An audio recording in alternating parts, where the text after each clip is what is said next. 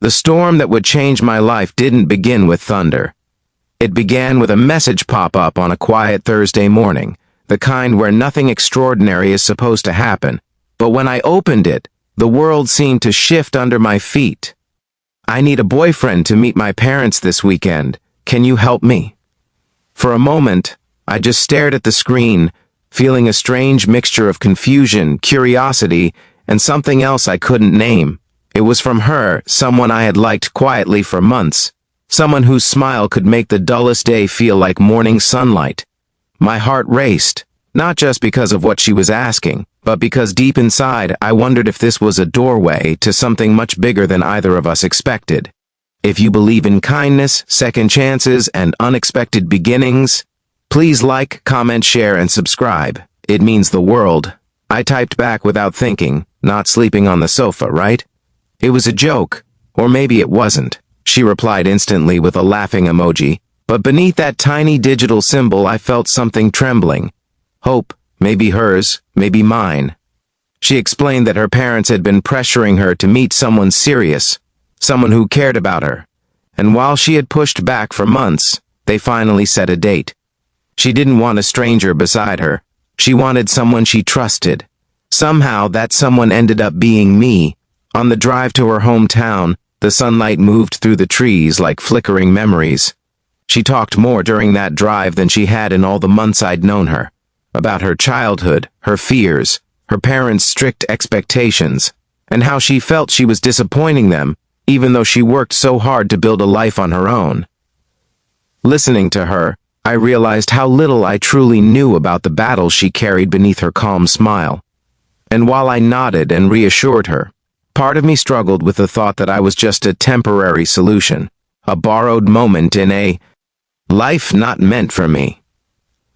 When we reached her family home, an old wooden house surrounded by tall green trees and the sound of distant birds, I felt my chest tighten.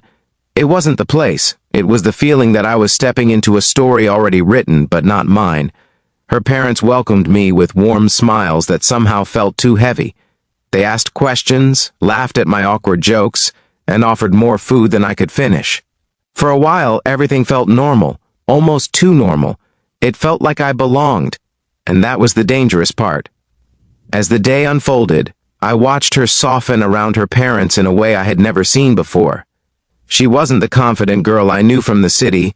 She was more fragile, more human. At one point during lunch, her father placed a hand on her shoulder and said, "I just want you to be happy." Something in her eyes flickered, pain or guilt, I couldn't tell. But later, when she pulled me aside under the tall trees behind the house, she whispered that the happiness her parents imagined often came with conditions she didn't know how to fulfill. Standing there, with sunlight slipping through the branches and her voice trembling as she spoke, I felt an ache deep inside my chest. Not because she was hurting, but because I realized I wanted to be the one who protected her from everything that tried to break her spirit. I wanted to be more than a fake boyfriend. I wanted to be someone she chose when nobody was watching. As evening settled and the sky turned a warm golden hue, we walked down the quiet dirt path behind her house. The wind was soft, carrying the smell of pine and distant rain. Her steps slowed, her shoulders tense as if she were carrying something too heavy. Finally, she confessed that she had only asked me because she felt safe with me, safe enough to pretend, safe enough to breathe. The words hit hard, not because they hurt, but because they confirmed the truth I had been avoiding. I had fallen for her long before this weekend, and pretending to be hers only made those feelings sharper. Night came with a strange stillness.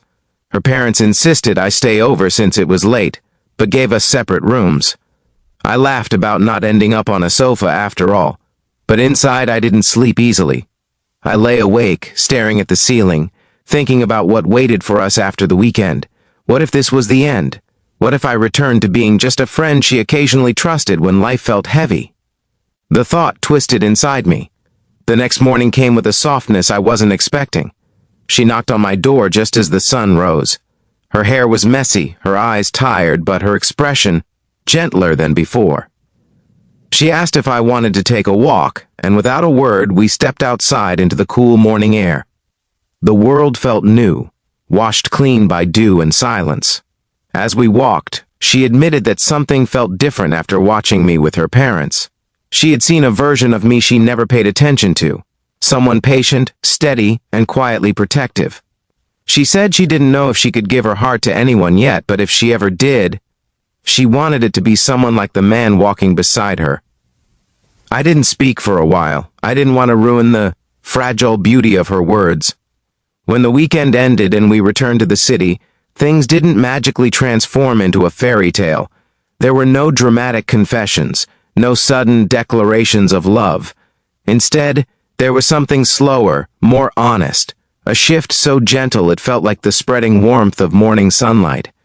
She started calling more, sharing more, sitting closer, laughing longer, and I found myself stepping into her world, not as a borrowed boyfriend for a single weekend, but as someone she gradually allowed into the deeper places of her life.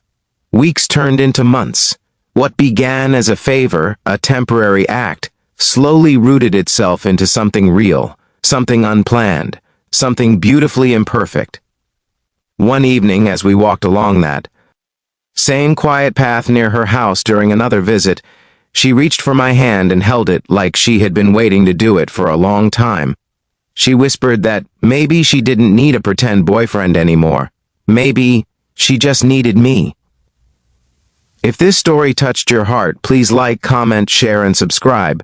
Your support helps more people find stories like this. Before you scroll, please comment below. Do you believe unexpected moments can turn into real love? Thank you for reading.